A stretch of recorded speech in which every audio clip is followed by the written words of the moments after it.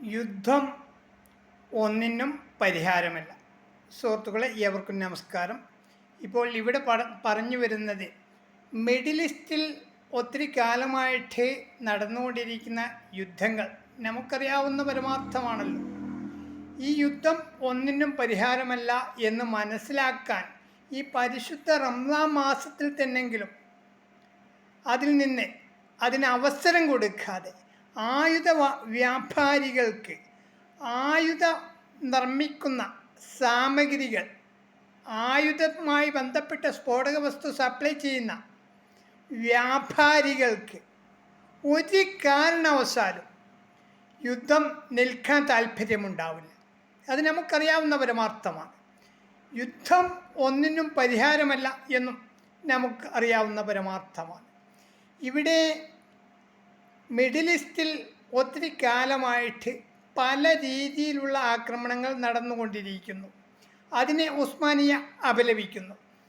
ഇവിടെ മറ്റു ചിലർ പറയുന്നു ചൈന സഹായിക്കും മിഡിൽ ഈസ്റ്റിനെ, അതുപോലെ തന്നെ റഷ്യ സഹായിക്കും മിഡിൽ ഈസ്റ്റിനെ. എങ്ങനെ സഹായിക്കുമെന്നാണ് പറഞ്ഞത്? പണം വാങ്ങിച്ചുകൊണ്ട് ചൈന സഹായിക്കും, പണം വാങ്ങിച്ചുകൊണ്ട് റഷ്യ സഹായിക്കും. എങ്ങനെ? ആയുധങ്ങൾ നൽകിക്കൊണ്ട്. ഇതിന് പിന്നിൽ നടക്കുന്ന ആയുധ വ്യാപാരികളുണ്ട്, ഇതിന് പിന്നിൽ ഒരു ആയുധ ലോബികളുണ്ട്. അവർക്കൊരു കാരണവശാലും യുദ്ധം അവസാനിക്കാൻ താല്പര്യമുണ്ടാവില്ല. നമുക്കറിയാം, ഇറാൻ ഇറാഖ് യുദ്ധം 10-12 വർഷം നീണ്ടുപോയി. അറിയാവുന്ന പരമാർത്ഥമല്ലേ? നമ്മൾ ഒത്തിരി യുദ്ധം കണ്ടവരല്ലേ. അതിനു പുറമെ അഫ്ഗാൻ അമേരിക്ക യുദ്ധം, അതിന് മറ്റൊരു യുദ്ധം കൂടെ അതിന് പിറകിലായിട്ട് നമ്മൾ കണ്ടു, ഗസ ഇസ്രായേൽ യുദ്ധം. ഇങ്ങനെ ഒത്തിരി പലതരത്തിലുള്ള യുദ്ധങ്ങളും യുദ്ധകോലാഹലങ്ങളും മധ്യസ്ഥതകളും ഒക്കെ നമ്മൾ കണ്ടവരാണ്. അതുകൊണ്ട് ഇവിടെ ഉസ്മാനിയയ്ക്ക് അഭ്യർത്ഥിക്കുവാനും അപേക്ഷിക്കുവാനുമുള്ളത്, നമ്മുടെ ഇറാഖിലും ഇറാനിലും അഫ്ഗാനിലും മിഡിൽ ഈസ്റ്റിൻ്റെ വിവിധ ഭാഗങ്ങളിലും മിഡിൽ ഈസ്റ്റിന് പുറത്തും കുടുങ്ങിക്കിടക്കുന്ന, യുദ്ധഭീതിയിൽ കഴിയുന്ന, യുദ്ധഭീഷണിയിൽ കഴിയുന്ന ആളുകളെ എത്രയും വേഗത്തിൽ നാട്ടിലെത്തിക്കണം. എന്നാൽ പല എയർപോർട്ടുകളും ഫ്ലൈറ്റുകളൊക്കെ റദ്ദാക്കിക്കൊണ്ട് പ്രവർത്തനം നിലച്ച് ഇത്തരത്തിലുള്ള സാഹചര്യത്തിൽ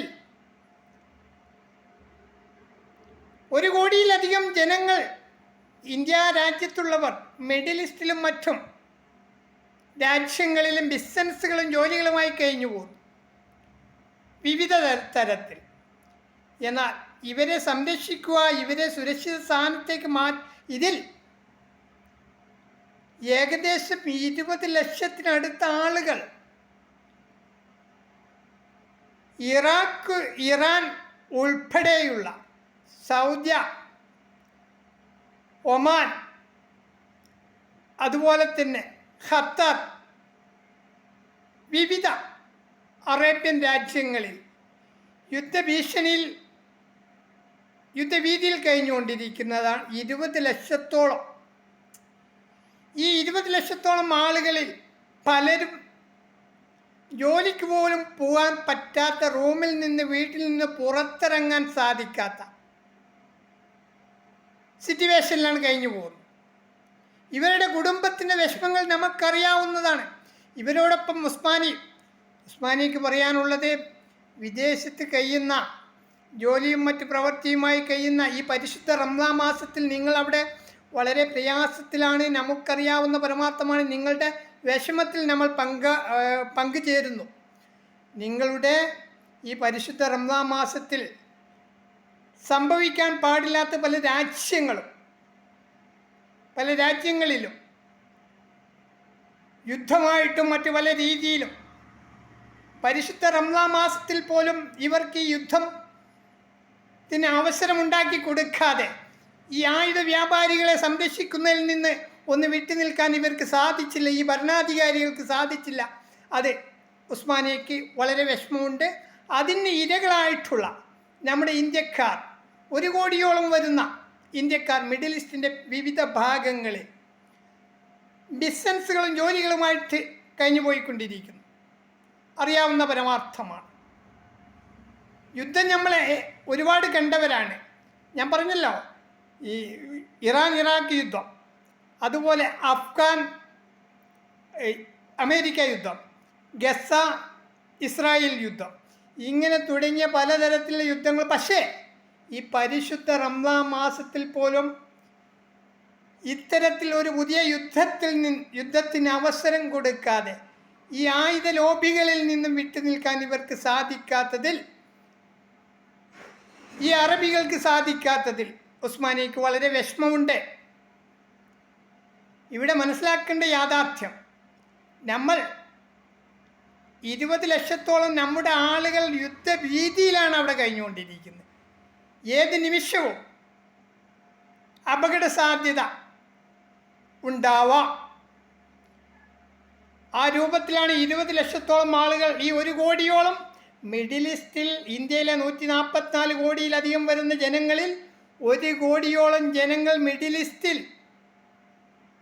ജോലി ചെയ്യുന്നതും ബിസിനസ്സായിട്ട് കഴിഞ്ഞു പോകുന്നവരുമുണ്ടെങ്കിൽ അതിൽ 20 ലക്ഷത്തിനടുത്ത ആളുകൾ ഏത് നിമിഷം യുദ്ധഭീഷണിയിൽ അകപ്പെടാൻ സാധ്യതയുണ്ട്. അവരെ ഉടൻ മാറ്റി താമസിപ്പിക്കണം എന്ന് തന്നെയാണ് ഇന്ത്യൻ എംബസിയോട് ഉസ്മാനിയക്ക് അഭ്യർത്ഥിക്കുവാനും അപേക്ഷിക്കുവാനുമുള്ളത്.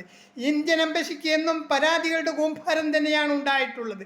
നമുക്കറിയാവുന്ന പരമാർത്ഥമാണ്. അവരെ കൂടുതൽ കുറ്റപ്പെടുത്തേണ്ട കാര്യമില്ല. അവരെ ചെയ്യാൻ കഴിയുന്നത് അവർ ചെയ്യണം, ചെയ്തിരിക്കണം എന്ന് തന്നെയാണ് ഉസ്മാനിയ അഭ്യർത്ഥിക്കുന്നതും അപേക്ഷിക്കുന്നതും.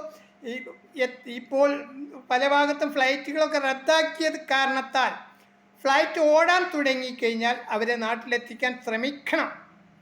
പരമാവധി ഇന്ത്യൻ എംബസിക്ക് എന്തെല്ലാം ചെയ്യാൻ സാധിക്കുമോ, ഈ 10-20 ലക്ഷത്തോളം ആളുകൾക്ക് വേണ്ടി ഇന്ത്യൻ എംബസിക്ക് ഈ വിവിധ രാജ്യങ്ങളിൽ, മിഡിൽ ഈസ്റ്റിൻ്റെ വിവിധ രാജ്യങ്ങളിൽ കഴിയുന്ന ഇന്ത്യൻ എംബസിക്ക് എന്തെല്ലാം ചെയ്യാൻ സാധിക്കുമോ അതെല്ലാം ചെയ്ത് അവരെ സംരക്ഷിക്കണം എന്ന് തന്നെയാണ്. അതിൽ വളരെ പ്രയാസപ്പെട്ടുകൊണ്ടാണ് ഈ പരിശുദ്ധ റംസാൻ മാസത്തിൽ ഉസ്മാനിയ ഇത്തരം ഒരു വാർത്തയ്ക്ക് അഭിമുഖം കൊടുക്കേണ്ടി വന്നതിൽ എനിക്കും വളരെ പ്രയാസത്തോടു കൂടി തന്നെയാണ് ഞാനും പറയുന്നത്. കാരണം നിങ്ങളുടെയൊക്കെ കുടുംബത്തിൻ്റെ വിഷമങ്ങളും പ്രയാസങ്ങളും നമുക്കും അറിയാവുന്ന പരമാർത്ഥമാണ്. നമുക്കറിയാം ഇത്തരം കാര്യങ്ങൾ എല്ലാവർക്കും ഒരുവിധം ഇത്തരം കാര്യങ്ങൾ അവരവരെ കുടുംബത്തിൻ്റെ വിഷമങ്ങളും കാര്യങ്ങളും ഒന്നും വേണ്ട, വളരെ സുഖസുന്ദരമായിട്ട് ജോലി ചെയ്ത് മുന്നോട്ട് പോവുകയാണെങ്കിലും കുടുംബത്തിനെപ്പോഴും പ്രശ്നങ്ങളാണ്, ബേജാറുകളാണ്.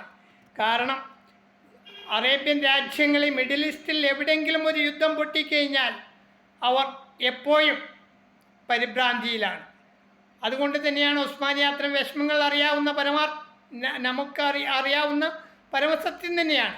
അതുകൊണ്ട് ഒരു കാരണവശാലും നമ്മുടെ ഇന്ത്യ രാജ്യത്തുള്ളവരെ ഗുരുതി കൊടുക്കാൻ അനുവദിക്കാതെ ഇന്ത്യൻ എംബസി വേണ്ട കാര്യങ്ങൾ, ഇന്ത്യക്കാരെ സംരക്ഷിക്കുവാൻ വേണ്ട നടപടി സ്വീകരിക്കണമെന്ന് ഉസ്മാനിയ ഒരിക്കൽ കൂടെ അഭ്യർത്ഥിക്കുന്നു.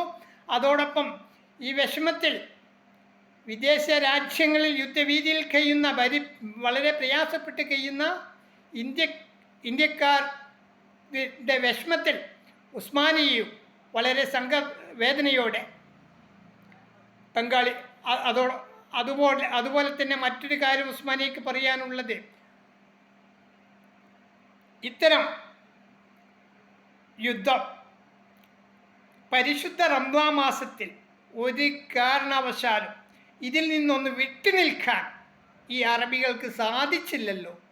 ഇതിൽ നിന്ന് താൽക്കാലികം എന്തെങ്കിലും ഒരു മധ്യസ്ഥതയുടെ കാര്യം പറഞ്ഞിട്ടെങ്കിലും താൽക്കാലികം റമദാൻ പെരുന്നാൾ കഴിയുന്നവരേക്കൊന്ന് മാറി നിൽക്കാൻ പോലും ഇവർക്ക് അത്തരത്തിലുള്ളൊരു ബുദ്ധി പോലും ഇവർക്ക് തോന്നിയില്ലല്ലോ. വളരെ വിഷമമുണ്ട്, പ്രയാസമുണ്ട്. ഏതായാലും താൽക്കാലികം നിർത്തുന്നു. അടുത്തൊരു വീഡിയോയുമായി നമുക്ക് കാണാം. വീഡിയോ ഷെയർ ചെയ്യുക. ഉസ്മാനിയ മിഡിൽ ഈസ്റ്റിൽ കഴിയുന്ന നമ്മുടെ ഇന്ത്യക്കാരെ സംരക്ഷിക്കുവാൻ വേണ്ടി